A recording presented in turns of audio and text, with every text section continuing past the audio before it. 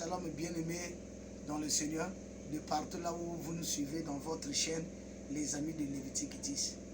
Bien-aimés, par la grâce de Dieu, aujourd'hui nous allons faire l'étude qui va nous conduire sur le thème intitulé la sorcellerie comportementale. Bien-aimés, pourquoi aujourd'hui nous allons étudier ensemble la sorcellerie comportementale? Parce que ce qui était dans le monde est devenu dans l'église. Ce qui était dans l'église est devenu dans le monde. On n'arrive pas à comprendre où est l'église, où est le monde. Tout est focalisé.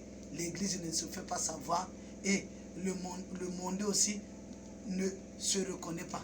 Bien-aimés, rentrons dans le vif de notre enseignement de quelques minutes.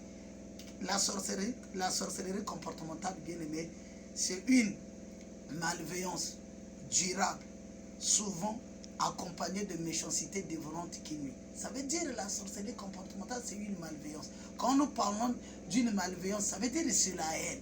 Et beaucoup de personnes vivent de la sorcellerie comportementale sans savoir qu'ils sont focalisés dans la sorcellerie comportementale. Parce que la sorcellerie comportementale, c'est la haine.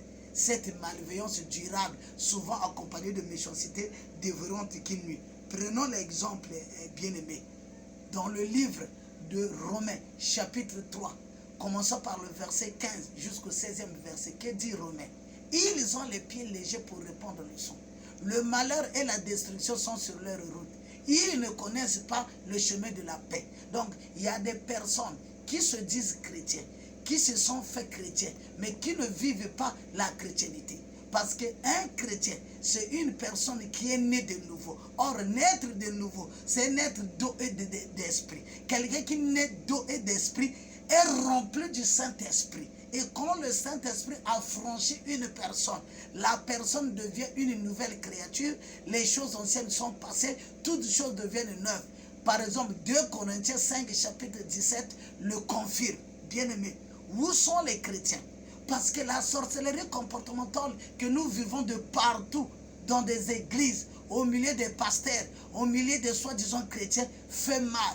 Commence à pousser même aux païens de ne plus accéder à nos églises à cause de cette sorcellerie comportementale que nous les chrétiens nous avons mis en valeur. Bien aimés, nous sommes au temps de la fin, au temps de la justice de Dieu, que chaque chrétien qui m'écoute de partout doit s'examiner, à regarder. S'il est focalisé dans la sorcellerie comportementale, il n'a qu'à abandonner. Parce que nous sommes au temps où l'Apocalypse chapitre 17, verset 14, a pris déjà de son ampleur. Le Seigneur, Jésus-Christ devient le roi des rois, le Seigneur des seigneurs. Il devient lui-même tout dans le tout à l'église. Il n'y a plus de prophète ni qui que ce soit. Nous sommes au milieu du royaume et le sacrificateur, tel que l'Apocalypse 10:5 le désigne. Et l'Apocalypse chapitre 22 dit ceci, commençant par le verset 10, et dit ceci. Il vient bientôt rendre à chacun ce qui est dû, rendre à chacun ce qui est son compte. Mais comment l'église, les chrétiens sont toujours focalisés dans la sorcellerie comportementale? Bien aimé, je vais démontrer de A plus B que les chrétiens sont dans la sorcellerie comportementale. L'amour est mort. L'amour n'a plus de valeur au milieu des chrétiens. Parce que l'amour, c'est une affection profonde et chaleureuse que l'on éprouve. Or, aujourd'hui, les chrétiens vivent des sentiments. Or, les sentiments, c'est une émotion qui pousse quelqu'un à faire ce qu'il veut, à obtenir ce qu'il a besoin. Donc, le sentiment n'a rien de connivence avec l'amour. Parce que l'amour, c'est une affection. Où est cette affection qui produit en nous la bonté de grande miséricorde? Ça n'a plus. Et nous sommes dans la sorcellerie comportementale. Pourquoi? Les actes manqués sont mis en valeur par des chrétiens. C'est maintenant des chrétiens qui ont mis en valeur les actes manqués. Les actes manqués, c'est quoi? La haine, la jalousie, en vouloir aux autres, faire le mal aux autres, l'impudicité, tout ce que vous connaissez de négatif. Vous rentrez à l'église, vous allez croiser ces choses. Il est temps, mon frère, de se repentir. Parce que la repentance, c'est quand quelqu'un sent des regrets et des remords en ce mal qu'il a fait, qui était lié à la loi. Quand quelqu'un sent ses regrets et le remords, prend la décision de ne plus le faire. C'est ça la repentance. Or, on doit se repentir, nous sommes au temps de la fin.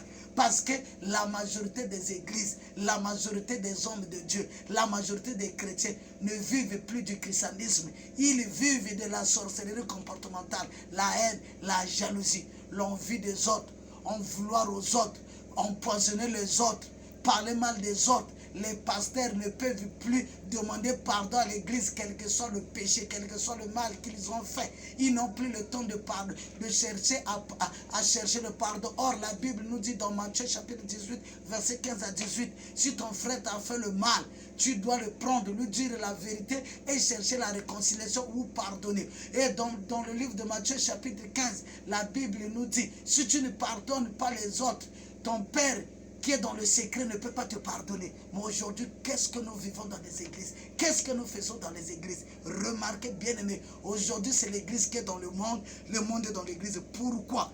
Parce que il y a 3 catégories des humains. Il y a les hommes démons. Jean 6, 70 le déclare.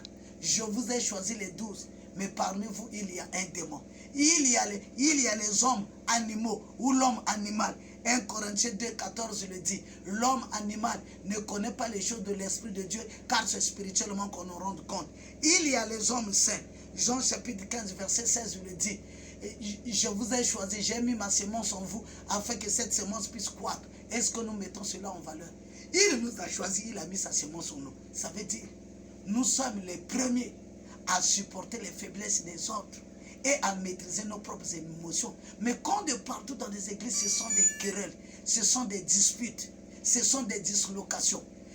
Quelqu'un qui a fait 5 ans, 10 ans dans l'église, il va se lamenter pour aller fabriquer quelque chose quelque part, pour chercher aussi à en bénéficier. L'église devient un objet de ruiner les pauvres, afin que les riches puissent s'accaparer de leurs biens. Bien aimé, ce n'est pas l'église de Christ. Ce n'est pas ce que Christ nous avait dit. Parce que le christianisme, c'est une vie des personnes, nées de nouveau, convertis en Christ par le baptême de la repentance, appelés chrétiens, qui sanctifient le nom de Yahushua Hamashiach, Jésus-Christ de Nazareth, par le salut de leur âme. Où en sommes nos peuples saints de partout dans le monde? Revenons à Christ. Nous sommes au temps de la fin. Nous sommes à l'ère du verseau. Nous sommes à l'ère du verseau. L'alliance de la justice. La marche de l'église devient la vérité. Le plan de la prière devient la réconciliation. Et le plan de la prière devient la réconciliation. L'appel devient la repentance sincère. L'appel devient la repentance sincère qui est fondée sur la réparation. Où sommes-nous, chrétiens, les enfants de notre Père? Repentons-nous, revenons à Christ. Sortez tous dans la sorcellerie comportementale qui nous ronge de partout. La haine se trouve maintenant à l'église. La haine se trouve au milieu des pasteurs. Empoisonner les autres, violer les sœurs, vilipender les autres, attribuer des colorations négatives aux autres. Ce n'est pas la mission que Christ nous avait léguée. Prenons la Bible dans 2 Corinthiens 5 au verset 19 à 20. Il nous a donné le ministère de la réconciliation. Et c'est par nous que Christ va se réconcilier avec ceux qui ne l'ont pas connu. Mais ce que nous faisons, bien aimés, c'est de l'opposition. Et nous marchons toujours à valoriser des choses qui sont négatives à la parole de Dieu au profit de nos passions et nos besoins. Ce n'est pas ce que Dieu veut de nous. Et surtout aussi dans les à-côtés. Regardez comment nous avons valorisé les à-côtés dans l'église de Christ. Partout, c'est des ennemis. Partout, la concurrence. Partout, c'est le défi. Partout, c'est à qui mieux. Il n'y a plus un grand frère. Il n'y a plus un petit frère.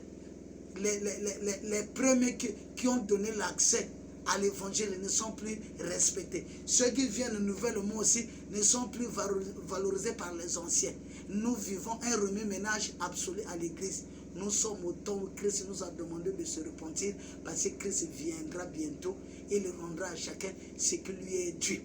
Il est temps de comprendre ce que nous sommes, parce que c'est par nous que le Christ va réconcilier le monde. Et ce Christ qui va réconcilier le monde avec les à-côtés que nous mettons en valeur, les obsèques deviennent un lieu de fête. Les obsèques deviennent un lieu de fête. Le deuil, les gens partent au deuil. Et non pour pleurer celui qui est mort. Mais les gens partent pour montrer les vêtements, pour fêter, pour se glorifier. Regardez, même les à côté que nous avons mis en valeur.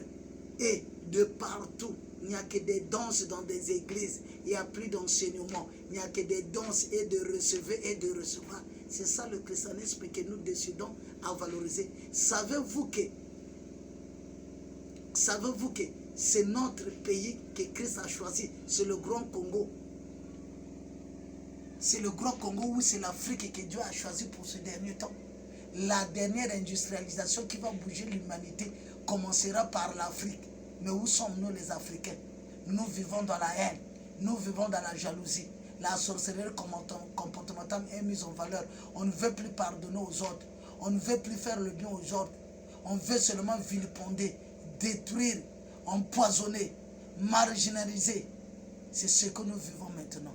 Il est bien temps de tout changer parce que le Christ vient bientôt. C'était votre humble serviteur, l'apôtre de vie. Lévitique dit c'est 3 phases. Lévitique dit 3 phases. Bien aimés, ceux qui veulent me contacter, je vous donne les 2 numéros. Plus 242 06 941 45 35. Plus 242 05 608 47 06. Que Dieu vous bénisse.